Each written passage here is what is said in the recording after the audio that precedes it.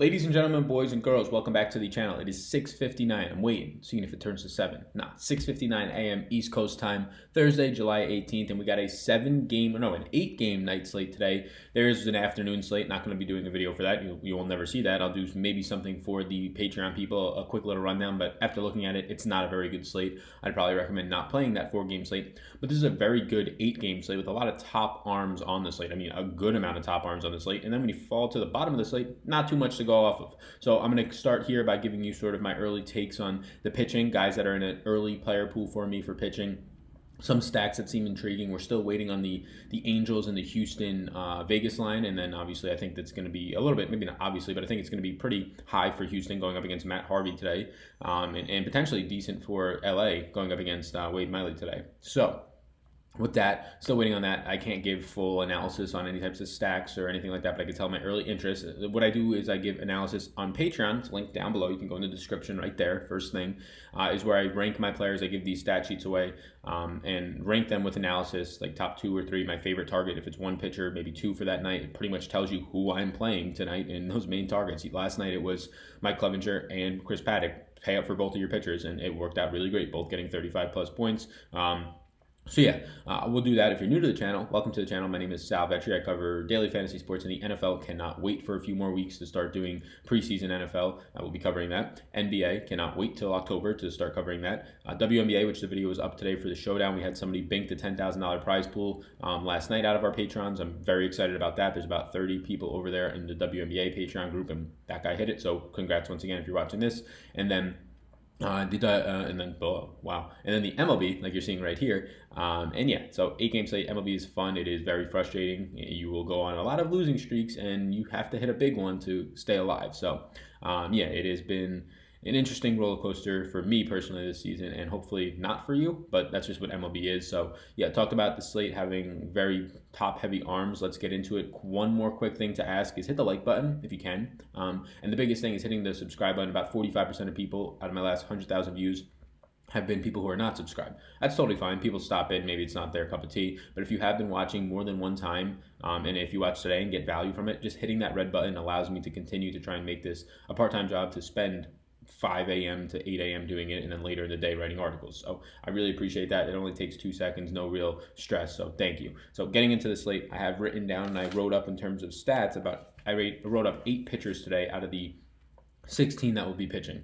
That means they were somewhat interesting to me, whether I like them or not. I figured out that I don't like them, at least early on, or I figured out that I do. We'll start from the top in terms of salary. Trevor Bauer, $11,000 flat. He's way too cheap. Oh, Sal, he's $11,000. How do I fit in my stack? No, he's way too cheap for this matchup. I can't overstress that. Look, Detroit strikes out the second most against right-handed pitching. And Trevor Bauer is a strikeout pitcher at 30% against righties, the second highest on the slate, only behind Matthew Boyd today, 27% overall. So Detroit's going to strike out the second most against righties. That is what Trevor Bauer is. If you look a little bit more, they're 27th, so 4th worst in the league generating power against righties at a 151 ISO. And then they're 28th, 3rd worst in the league generating walks, 7%. So Trevor Bauer's downsides are that he gives up walks, 9.3%. It's one of the top 5. It's the 4th highest on the slate. That's not good, so we can get into trouble there. And he gives up power to lefties at 242 ISO. So those downsides, can Detroit exploit them today? No, they are 3rd worst in the league at walking. They're a very impatient team. They are 2nd highest in the league at striking out. That shows you how impatient they are, so that's going to help and boost down Trevor Bauer's walk percentage today, because balls out of the strike zone, they're just going to swing at. That's exactly what those stats have shown us all year long. And then the lefty power, giving up a 242 ISO to lefties, the 3rd highest on this slate. Can they exploit that today? No, they can't.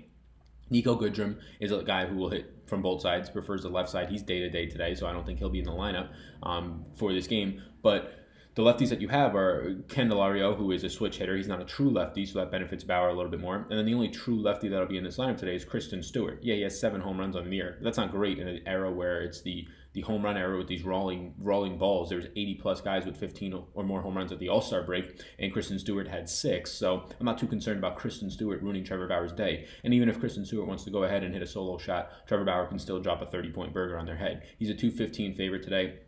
He's a guy who goes the deepest into games on this slate. It's a no-brainer. He should be highly owned. I don't care if he's highly owned. I'm playing him. If you want to be sneaky and try and play Detroit guys and get leverage off of him, I don't know where you go. I really don't. I guess you go to Candelario as a one-off. Maybe you try and stack this team. I would never do that. So Candelario as a one-off makes some sense because he's probably going to hit from the left-handed side of the plate where Bauer strikes out much less guys, 23.5% compared to 30.4% from the right side. And he gives up 242 ISO, like we said, to the left side compared to 144 from the right side. So if you want to go one off from Detroit, it's Candelario to get some sort of leverage. But really, if you're trying to get leverage, you have to stack the team, and there's no way I would do that today.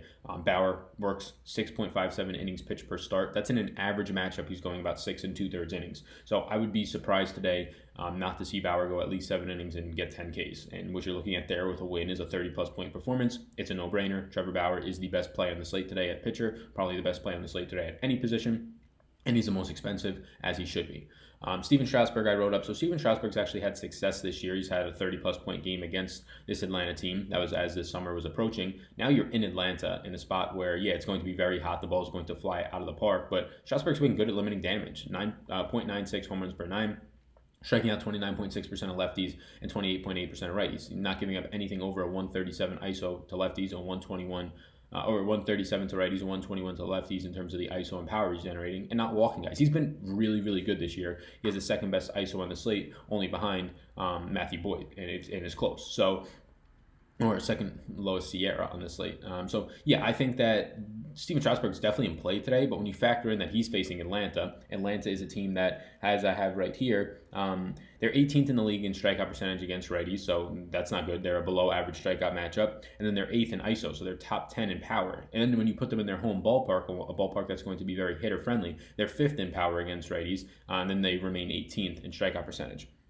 They're a team that also does draw walks. So Strasburg's not really a guy who loses control in terms of giving up walks, but they are 6th in the league at walking against right-handed pitching. So what do you get here in Atlanta? You get a team that has a lot of power and can cause a lot of damage. What you're going to get is a very low-owned Steven Strasburg because Trevor Bauer is only $500 more, and he's by far the better play, at least on paper. But baseball is very variant. So I don't have interest in Steven Strasburg, and you're going to see the interest that I have coming up.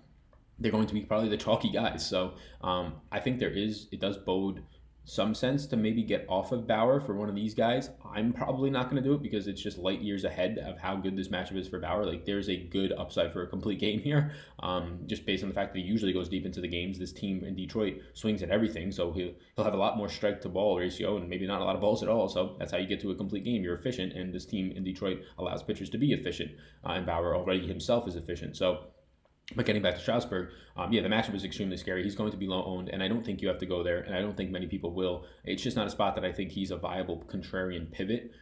If he was facing a somewhat decent of a matchup, Cleveland instead of Atlanta today, I'd be like, okay, I'm more adept to go there. But in Atlanta, against this team that is so powerful, 1 through 8 in the lineup, and that's just indicated by being a top 5 power team at home, I'm going to have to lay off of it, but the upside is there for this guy to once again go out and score 30 points like he has against Atlanta this season. I don't want to hear about the sweat narrative for Steven Strasburg plays bad in the hot weather. I can find a narrative for that for everybody. What happened a month ago when he played really well against Atlanta? Come on, stop making up narratives and thinking that that's actually something. Charlie Morton, I have him written down at 10-2. He's too cheap, to be honest with you, but he gets New York today. He dropped 30 plus against New York like 2 weeks ago. He has the third best ISO on the slate, strikes out 32% of lefties, 29.9% of righties. I mean, the guy is just absolutely fantastic. Second highest strikeout rate, barely, only 1% behind Matthew Boyd on the slate. Gives up no power, absolutely nothing to righties. So this is why I like him. This Yankee lineup is loaded with righties. You're going to have a Gleyber Torres. You're going to have an Aaron Judge. You're going to have every single other guy in this lineup is going to hit from the right side of the plate, at least 6 of them, right? And Encarnacion, or Gary Sanchez, all these guys are going to hit from the right side of the plate, and he gives up an 0.70 ISO to righties, just nothing, 0.68 home runs per 9 overall, and the only home run damage is really coming from lefties. So if you want a New York bats today, target Aaron Hicks, target Didi DeGregorius, especially in New York. Didi's a lot better with that short porch and right. But I'm not really going to get too much Yankees here. They have a 5 implied run total. I'm much more interested in getting to Charlie Morton. I have 6 pitchers that I have listed as interesting today, or 4 pitchers that I have as listed interesting today. Charlie Morton would be the 5th if I had to pick a 5th. He's a guy who works deep into the games, 5.91 innings pitched, so 6 innings per start. It's just a matchup versus the Yankees is very scary today. Now, New York, though, at home against righties is 12th in strikeout rate. So that's decent. It's an above average matchup. And then there's 6th in ISO. So that's not great. Obviously, Yankee Stadium is, as the summer goes on more and more, is going to become more and more hitter friendly to right field. But There's nothing not to like about Morton here. He averages the most fantasy points per game. Obviously, that's not taking into account all of his matchups. This New York matchup is well below average in terms of being beneficial for a pitcher. But I think if he does not garner ownership today, he is the best pivot because he does have the best strikeout stuff compared to the other pivots. He has not the best matchup, but the fact that he just limits damage so much to righties, it makes it so much easier for me to say, yeah, I'm okay with getting off of Trevor Bauer today to go to Charlie Morton to get a 10% Charlie Morton compared to a 35% Trevor Bauer, if you know what I'm saying. That's a big enough difference to where I'm like, okay, this makes some sense. Or you pitch both of them and you have a very contrarian build because nobody's going to want to spend $21,200 today on pitching. So Morton is interesting to me. I'm going to gray him right now as being the fifth guy that I have interest in. It's going to be more so in a pivot spot or paying up for two pitchers because, yeah, New York, a lot of people are going to kind of avoid him because of that, and you have Bauer more expensive. But he matches up really well like he did 2 weeks ago against his New York team.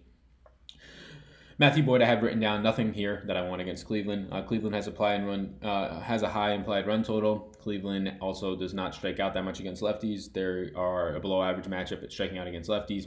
They're going to be playing in a ballpark today that's going to be very hitter friendly. It's, like I said, the high run total, and Matthew Boyd is a guy who will give up power, 1.5 home runs per 9 compared to the other guys around him. I'd just rather have Charlie Morton. I'd rather have Trevor Bauer. I'd even rather have Steven Strasburg for $900 more over Matthew Boyd. And then when you compare the guys below him, I'd rather have them as well. So it's just easy. He's in a spot where he'll probably be unowned today.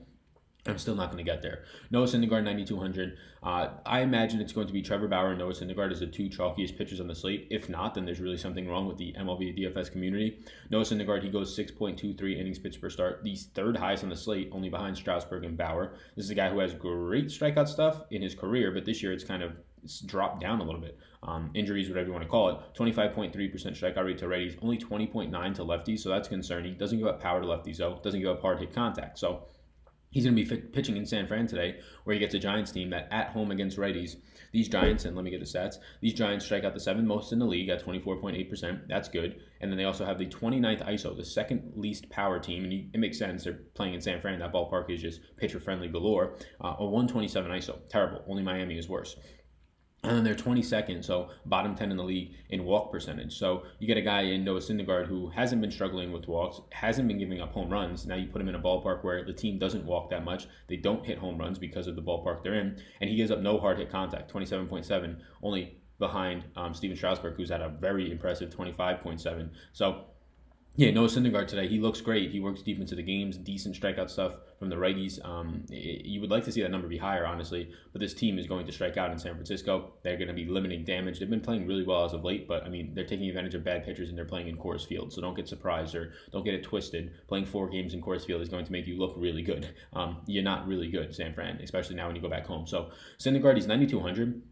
He would be the guy that I'd be okay getting away from if he becomes the chalkiest or second highest owned pitcher. And the natural pivot for me would be Madison Bumgarner in the exact same stadium, a guy who does strike out elite stuff against lefties, 31.1. There will be lefties in the Mets lineup, at least 3. Conforto, Cano, potentially even 4, and then you clearly have a pitcher you're going to face, so it sets up nicely for him. The issue with Bumgarner, though, is he's giving up, at one point it was the highest hard hit percentage in the league. I don't know if it still is at 46.1%, giving up no ground balls, 36.4%. At least, though, that's going to help him out in terms of not getting or giving up a little bit too much fly balls. It's going to help him out that he's playing in San Fran today. Strikes out a lot of lefties, not too many righties, so Pete Alonso makes for a nice candidate today. Once again, to dong, we called it yesterday, but it's pretty easy to do that when he just hits dongs like every other day anyways.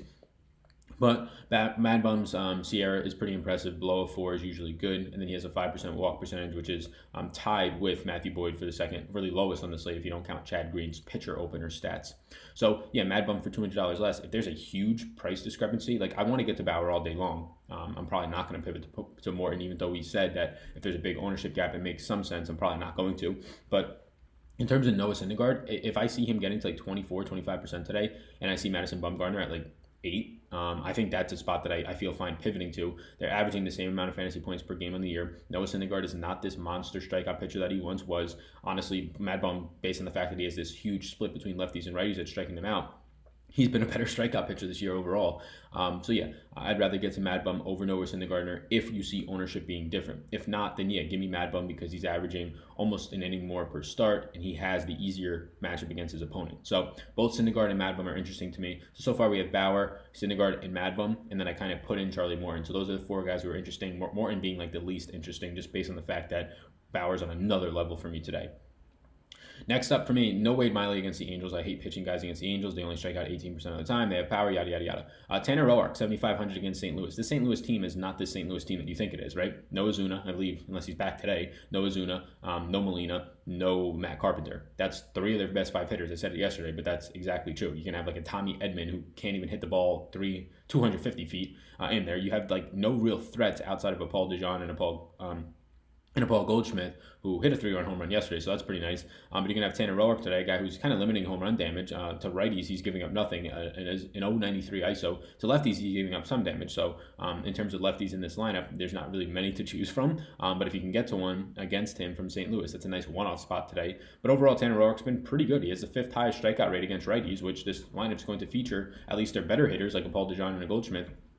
Right-handed bats, right? 26.9% of the time is the 5th highest. And keep in mind that you have guys in the slate named Trevor Bauer, Morton, Matt Boyd, Noah Syndergaard, Steven Strasburg, and he's still the 5th highest on the slate at Tanner Roark. So if you're looking for the cheaper option today, it's Tanner Roark for me. He's a guy who's been pitching really well, going deep into the games. He's going 5 1/3 innings pitched per start. He's facing a team that is a very watered-down St. Louis lineup, and he's a 136 favorite today. The strikeout stuff is nice for me. The hard hit percentage is low enough to catch my eye. And his opponent in St. Louis, yeah, now that they're watered down, they're a below average offense overall. So against this team, I have a lot of interest in getting to Tanner Roark today.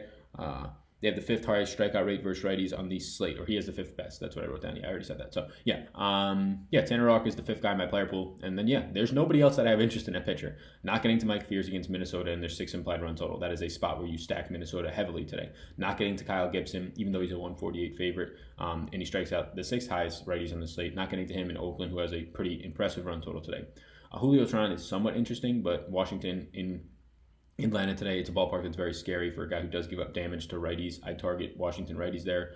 Merrill Kelly, I target, he gets deep into the games, 5.79 innings pitched per start. That's actually pretty attractive. He's a small favorite today, but this Milwaukee offense is a little bit too scary. Grandel bat from the right side. You have Ryan Braun there because he does give up more power to righties. So I think Grandel batting just from the right side most likely today against Merrill Kelly, and Ryan Braun and then Herrera are 3 nice options. Obviously Yelich is great. Obviously Moustakas is great, but there's a big split for Merrill Kelly in terms of giving up power to righties. Chad Green's opening today. The Yankees long reliever. It's probably not going to be Cortez Jr., although he's been like a nice, interesting spot at $4,000 usually on DraftKings. He threw 20 pitches 2 days ago, so I imagine it's not him. I imagine this is just a full-blown Yankee bullpen game, which means don't play any of the Yankee bullpen or any of the Yankee pitchers today. Matt Harvey is another guy I wrote down as being somewhat interesting. I've been playing him a lot lately. He's been doing decently well, and he's always priced low. But now he's 4,800, and he's playing Houston, a team that doesn't strike out, tied for the least in the league right there with LA at 18%. And they have a ton of power, and Matt Carpenter gives up a ton of power. So Houston's my favorite stack on the day. Their run total's not out yet. I imagine it's the highest on the slate. The Twins are right behind that in terms of my interest in stacking teams.